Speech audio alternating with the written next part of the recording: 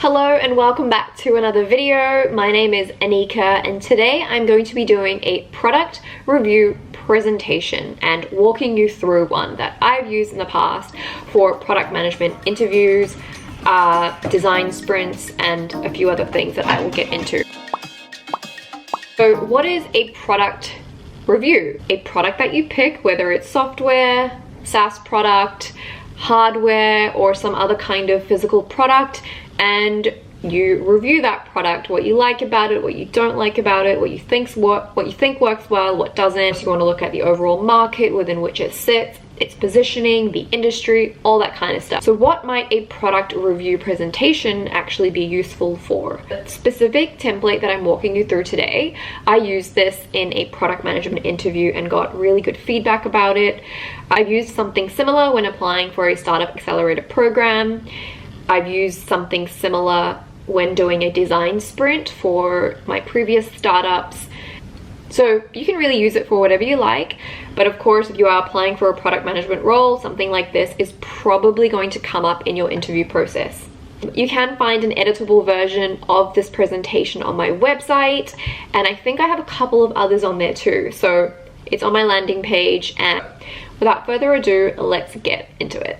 Pick a product that you want to review. This might be a software product, it might be hardware, or it might be some other kind of physical product. That is up to you. This presentation that I have is more focused on software products because that is sort of my general area of focus, but regardless, you could use some of the same principles. I recommend picking something that you either like and or that you have used. If you're struggling to think of ideas, think about the audience for who this presentation will be and perhaps what kind of products would be of interest to them. So let's say you're applying for a product management role. Maybe you can pick a product that you know this company uses. Maybe you can pick a competitor's product. That would be really interesting because competitive research is a really big part of product management, and it would show that you've done your research, you understand the industry, you understand competitors. And the final step before we actually jump into the presentation is to do your research. Go to the landing page, do a Google search, read what people are saying about it, look for articles from the likes of TechCrunch and Business Insider if it is software related. Research the industry. What else is going on in this industry? What are competitors doing? The product that I have reviewed in this presentation is Webflow. So Webflow is a no-code website builder.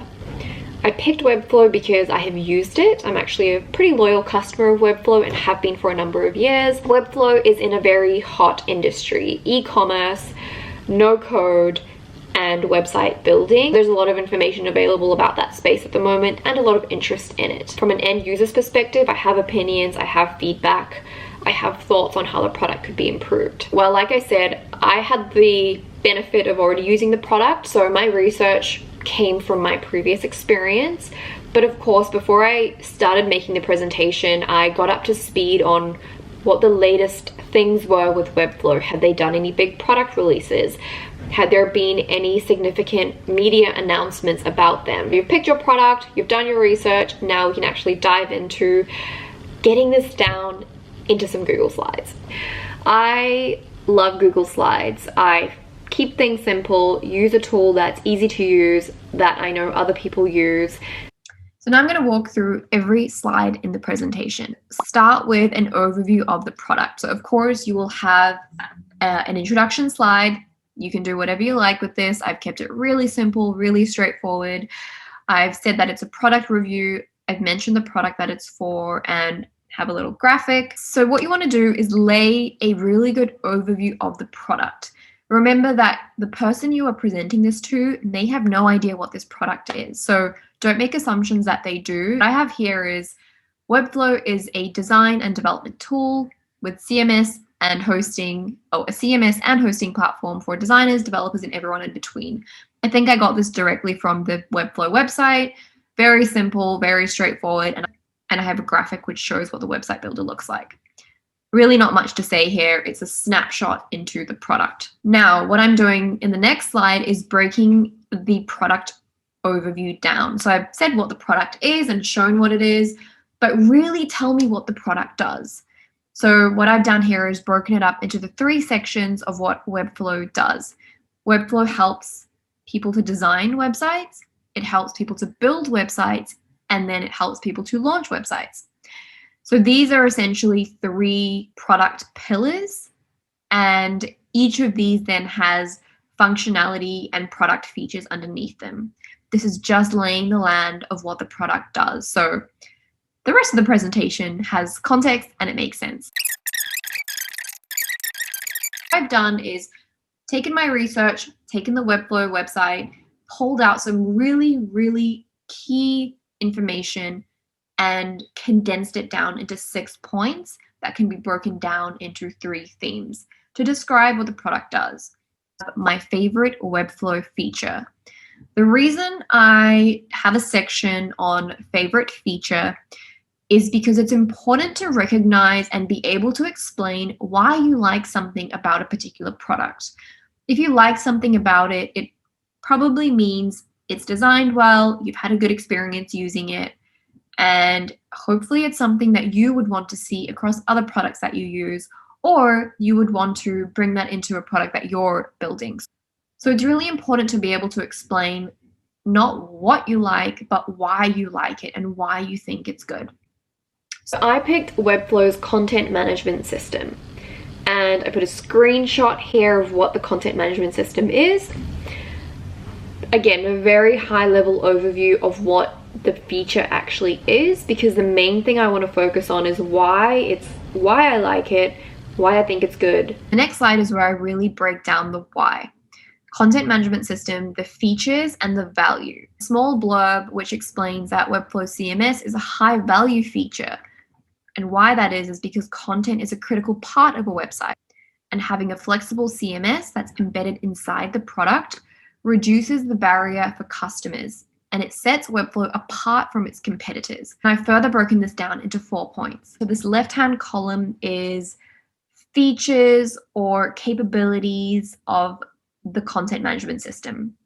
And on the right-hand side, it's a description of how it works, why it's important, and the value. So let's take one of these as an example, CMS integration capabilities. Okay, so this is the description of something that the CMS has. It integrates with other products and other things.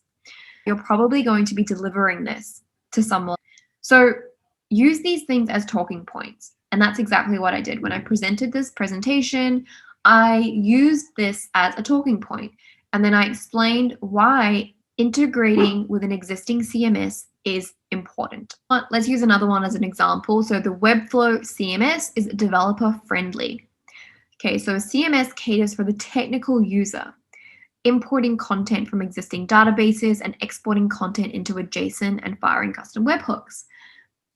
There are a few reasons why I put this in. One is because of the extensibility of the Webflow platform. And the other reason I put this in is because I wanted to show that I understand the importance of developers, I understand webhooks, and I understand databases, and I understand integration, and I understand that there are technical users and non-technical users. And that may trigger a conversation during the interview where the interviewer asks me about how I work with developers. And the next section is my least favorite feature. I want to explain your least favorite feature because you want to learn from that. Again, if you're using this for a product management interview, it's important to be able to recognize things that don't work and things that you can improve upon. It was really hard for me to pick this, but I went with the limited extensibility of their integrations and automations for e-commerce. Webflow only came out with their e-commerce offering,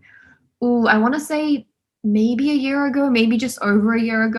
And so at the time that I put this together, their e-commerce integrations were really limited. As an e-commerce store, that's like the heart of your business, and you're going to be using a lot of other tools in your ecosystem that you need to integrate with. And I felt that at the time that I made this presentation, Webflow was not quite mature enough with that offering. Now, the biggest thing with explaining why you don't like something is explaining how you would do it better. If you don't like the way something works, come to me with a solution or some ideas for how you would arrive at a solution. That is Really important, again, especially in a product management interview. In the first paragraph, I explained that they have invested in a number of native integrations. However, that I think they're still somewhat limited, particularly for e-commerce. Why this is? Because there are a lot of SaaS partners which Webflow doesn't integrate with that would be of immense value to customers, especially, and I use a specific example, especially some major shipping providers. I think the impact of this could be that Webflow's e-commerce adoption could be affected by limited integrations. So the research I did in this area was a little bit easier for me because I've used Shopify, I've worked at Shopify, I've used Webflow. So that's another tip, is to pick talking points that you have knowledge in, that you have experience in, and that you can confidently speak to. And looking back, it's always great to improve, and I would definitely present this differently, perhaps a bit more visually. Next, I explain the business impact of this limited capability in my eyes. So one is lost revenue opportunities or churn of customers who can't adopt Webflow because of lacking integrations. Secondly, lack of marketing opportunities because they're not integrating with some really big SaaS products. And three, lower adoption and retention of customers for their e-commerce offering. It's really important to lay the business impact because at the end of the day, everything comes down to how it affects the business, how it affects the bottom line. Calling out market opportunities because how a company is positioned in the market is really important.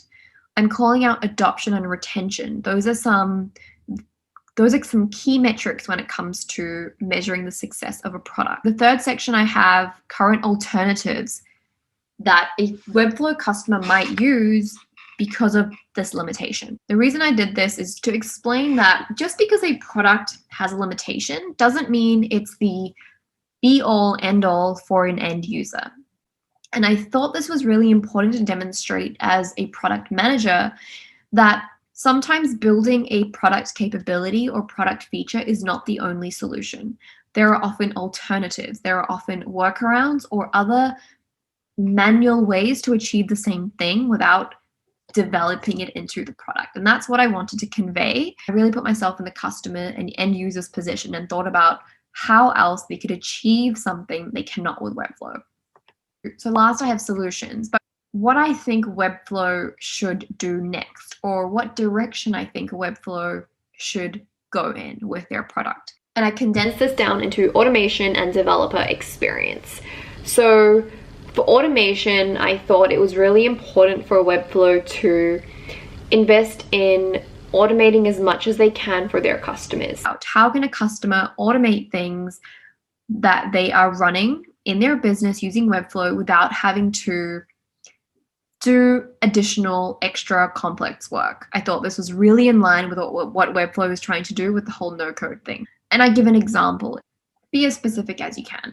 And for the developer experience, this is me really talking about how I think Webflow as a platform can be made to be more extensible. And APIs is a really obvious one. I know that Webflow already has a bunch of public APIs, but it's really investing in that developer experience and making sure that people can easily build on Webflow and that they want to, and that they have the tools that they need.